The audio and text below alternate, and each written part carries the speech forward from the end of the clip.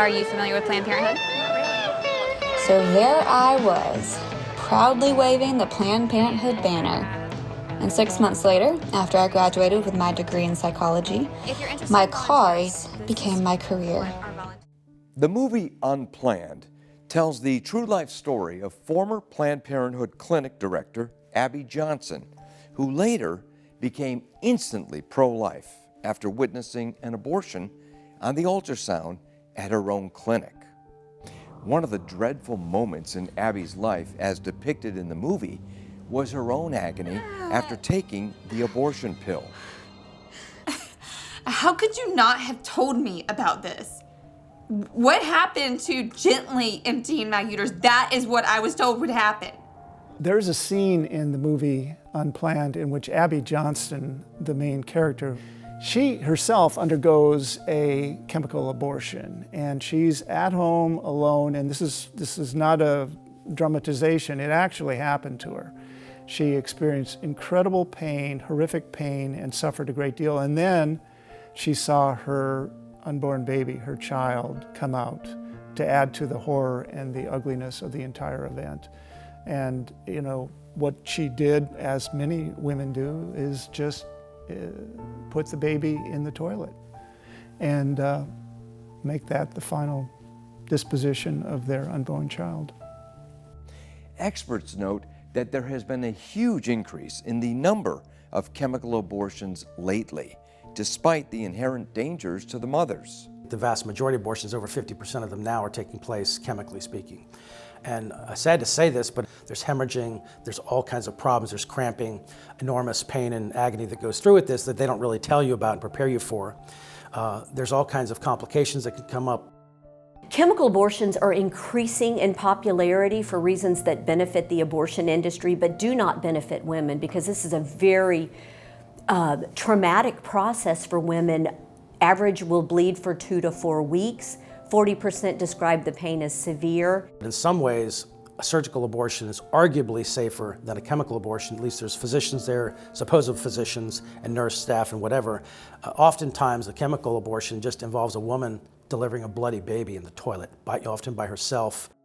It's at-home abortion alone abortions, which is particularly disturbing because oftentimes there's a fair amount of pain, significant amount of pain that's connected with so-called medication abortion. It's basically chemical warfare against the unborn is what it amounts to. The good quality data tells us that this fails in about 1 in 20 women. About 1 in 20 women are injured.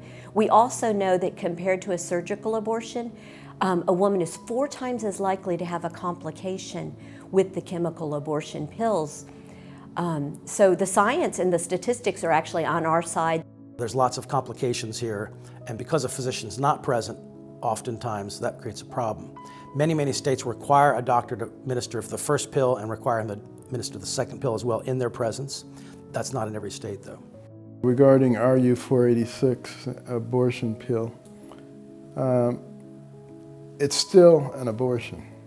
No matter how you do it, after conception has occurred, you know, you got a female gamete with 23 chromosomes, you have a male gamete with 23 chromosomes, they combine together, you have a complete human framework with 46 chromosomes.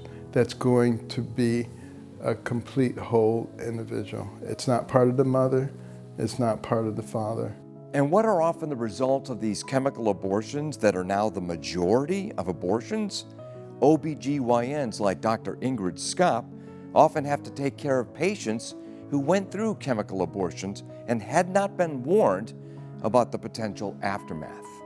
I've been an obstetrician for 30 years, and I've cared for dozens of women who've had failed chemical abortions presented to my office or presented to the emergency room, and I've needed to care for them in their distress.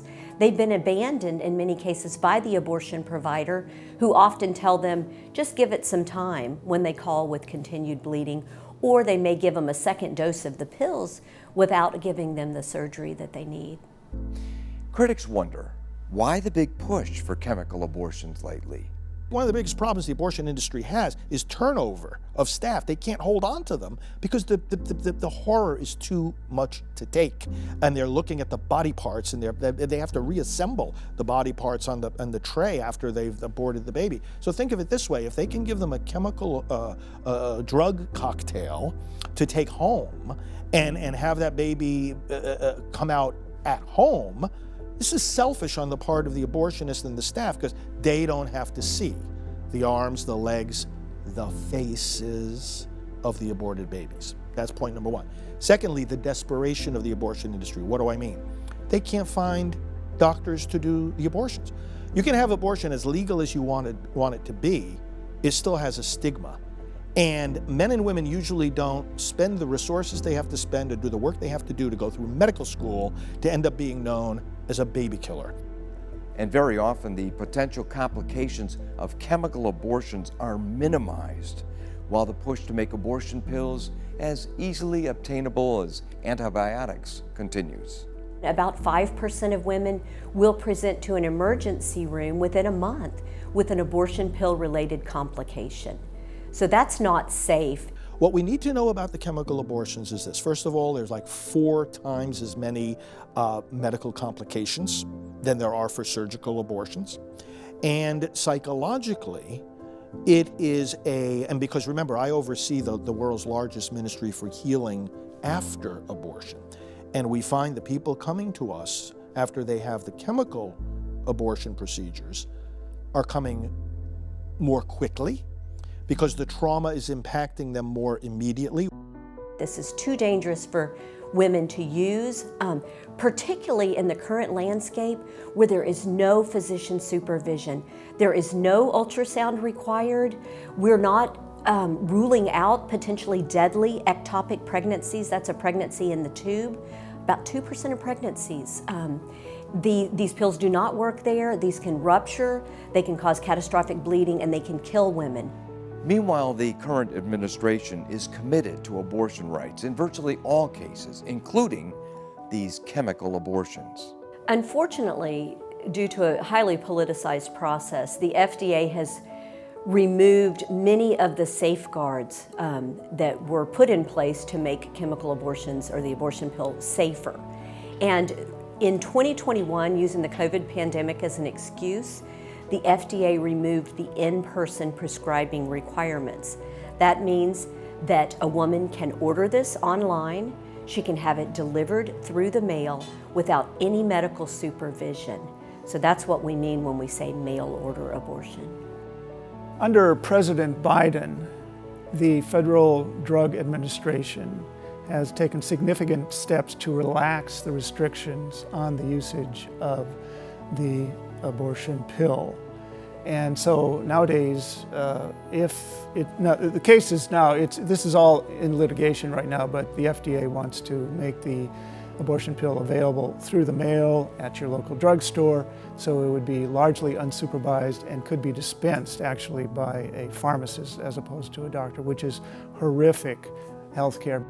But thankfully, if acted upon in time, chemical abortions can be reversed, and have been in many cases, leading to the births of many healthy babies. AbortionPillReversal.com is a service that is available to women in the immediate aftermath of their taking the abortion pill. And there's many testimonies to that effect that I know of and that you can find described on AbortionPillReversal.com. There is often a narrative that women want and need abortions, but recent survey data tells us that about 1/4 of women who obtain abortion do so under coercion. About 2/3 of women said that the abortion was inconsistent with their values. Many women fall into abortion because they think they don't have any other options. But these women, unfortunately, should be aware that there are 2,700 crisis pregnancy centers in our country that provide emotional, material, relationship, even sometimes financial support. So there are other options, but many women are unaware that this exists. They fall into this action in crisis only to live to regret it and feel guilt and anxiety and shame for the rest of their lives. people should not think that chemical abortion is going to completely replace surgical abortion. It's not. That we will always have, as long as abortion is legal, there's going to be surgical abortion, there's always going to be late-term abortion. Why? Well, because some women deny that they're pregnant all the way until the end of the pregnancy.